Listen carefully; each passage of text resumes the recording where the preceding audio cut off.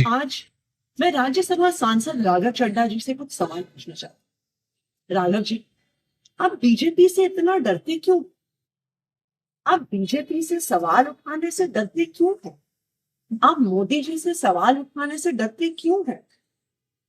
आज हमारा देश एक बहुत बड़े संकट से गुजर रहा है। आज हमारे देश के लोकतंत्र पर, आज हमारे देश के संविधान पर खतरा। आज हमारी आंखों के सामने इलेक्शन कमीशन का मिसयूज करके पश्चिम बंगाल का इलेक्शन चुराया जा रहा है, लेकिन आप उस पर सवाल नहीं उठा रहे। आप उस पर बोलने से डर रहे हैं।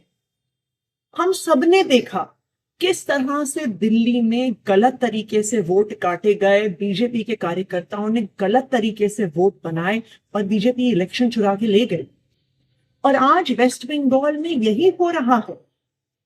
आज इलेक्शन कमीशन का मिसयूज हो रहा है। लेकिन जब तृणमूल कांग्रेस और पूरी ऑपोजिशन इलेक्शन कमीशन के खिलाफ इंपीचमेंट मोशन लेकर आती है, तो आप उस पर साइन करने से मना कर देते हैं। आपने क्या एक बार भी संसद में पश्चिम बंगाल में हो रहे लोकतंत्र पर हमले पर सवाल उठाए? वोटर डिलीशन पर सवाल उठाए? गलत तरीके से बनते हुए वोट पर सवाल उठाए? क्यों नहीं उठाए? क्या बीजेपी से डर रहे हैं? क्या मोदी जी से डर रहे हैं? आज देश के सामने, देश के आम आदमी के सामने सबसे बड़ा संकट एलपीजी गैस सिलेंडर का है। आप तो बड़े आदमी हैं, राज्यसभा के सांसद हैं, हो सकता है आपको दिक्कत ना आती, लेकिन एक आम परिवार, एक छोटे से मकान में रहने वाला, एक कच्ची कॉलोनी में रहने वाला एक गैस सिलेंडर के कनेक्शन के परिवार को आज अपने बच्चों के लिए खाना बनाने में दिक्कत हुई।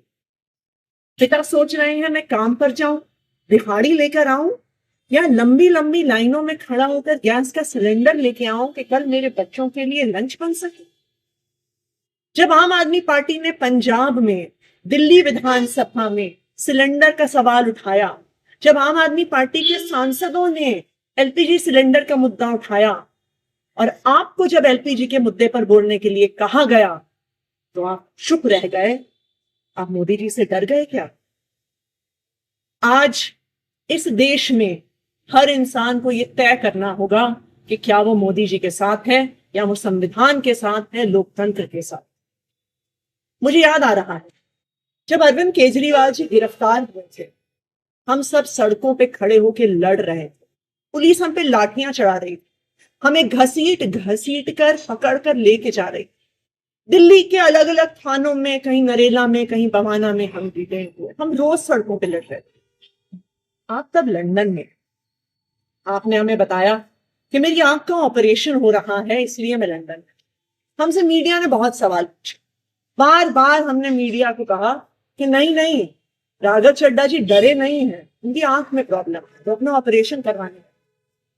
लेकिन आज राघव जी, मेरे मन में भी ये सवाल आ रहा कि जब अरविंद केजरीवाल जी गिरफ्तार हुए, तब भी आप बीजेपी से डर गए? तब भी आप मोदी जी से डर गए? क्या आप डर के लंदन भाग गए?